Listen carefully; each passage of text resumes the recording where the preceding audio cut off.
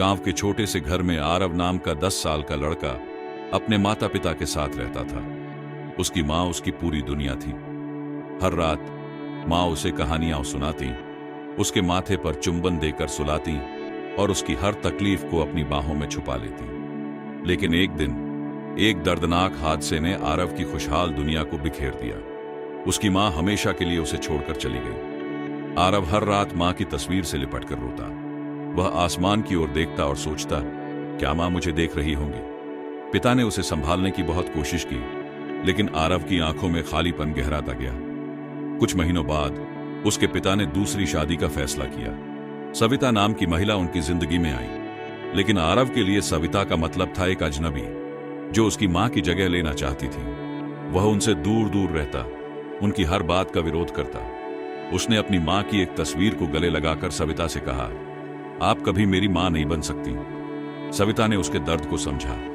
उन्होंने कुछ नहीं कहा, लेकिन चुपचाप आरव के जीवन का हिस्सा बनने की कोशिश शुरू की। वह उसके लिए खाना बनाती, स्कूल के लिए टिफिन तैयार करती और उसके गुस्से और अनदेखी को सहती। एक दिन आरव बहुत बीमार पड़ गया।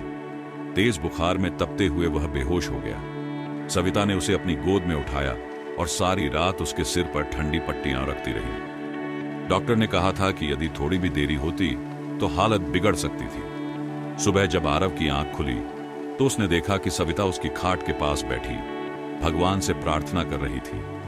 उनकी आंखों से आंसू बह रहे थे और वह कह रही थी, भगवान मुझे कुछ नहीं चाहिए, बस इस बच्चे को ठीक कर दो। उस दिन आरव पहली बार सविता को अलग नजर से देखने लगा, लेकिन वह अभी भी उन्हें पूरी तरह अपना नहीं पाया था।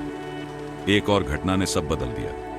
स्कूल के वार्षिक कार्यक्रम में आरव ने एक निबंध प्रतियोगिता जीती। जब उसे पुरस्कार लेने के लिए बुलाया गया तो आयोजकों ने कहा, आरव अपनी मां को भी साथ लाए। वह मंच पर अकेला खड़ा था, आंखों में आंसू लिए। तभी सविता ने आगे बढ़कर उसका हाथ पकड़ा और कहा, चलो बेटा।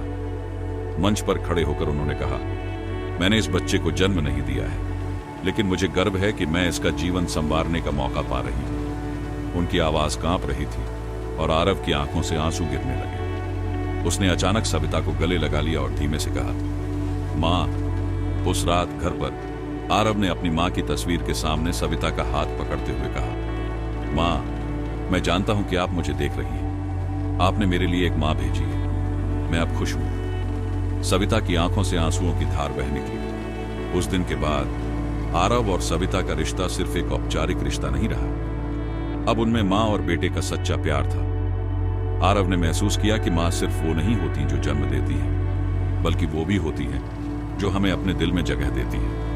ये कहानी हमें सिखाती है कि ममता और सच्चे प्यार से हर रिश्ता जीता जा सकता है। प्यार वह जादू है जो टूटी हुई आत्माओं को भी जोड़ सकता है। ऐसी कहानी के लिए हमारे चैनल को लाइक करें, सब्सक्राइब करें। धन्यवाद।